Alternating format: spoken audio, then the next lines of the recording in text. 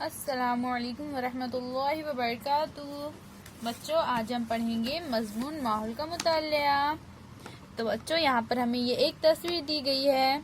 اس تصویر کا بچوں غور سے مشاہدہ کیجئے۔ اس تصویر میں بچوں چنٹو، اس کے والد اور دادا جان نظر آ رہے ہیں۔ تو اس تصویر میں بچوں آپ کیسے پہچانیں گے کہ ان میں سے کون لڑکا ہے، کون لڑکے کے والد ہے اور کون دادا جان ہے؟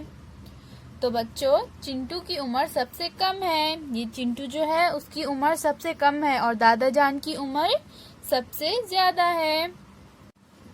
تو بچوں، ہم عمر کے لحاظ سے پہچانیں گے کہ اس میں کون چنٹو ہے، کون چنٹو کے دادا جان ہے اور کون والد صاحب ہے۔ یہ سب سے کم عمر اس لڑکے کی ہے، یعنی یہ چنٹو ہے، اور سب سے زیادہ عمر ان کی ہے، یعنی یہ ہے دادا جان اور یہ ہے والد صاحب۔ بچے کی نشو و نما کے کچھ مخصوص مرحلے ہوتے ہیں۔ عمر کے 18ویں سال تک انسان کی نشو و نما ہوتی ہے۔ عمر کے 40 سال کے بعد انسان بوڑھا ہونا شروع ہوتا ہے۔ انسان کی طرح نباتات میں بھی زمانے کے ساتھ تبدیلیاں ہوتی ہیں۔ مٹی میں بیج کی آہستہ آہستہ نشو و نما ہوتی ہے۔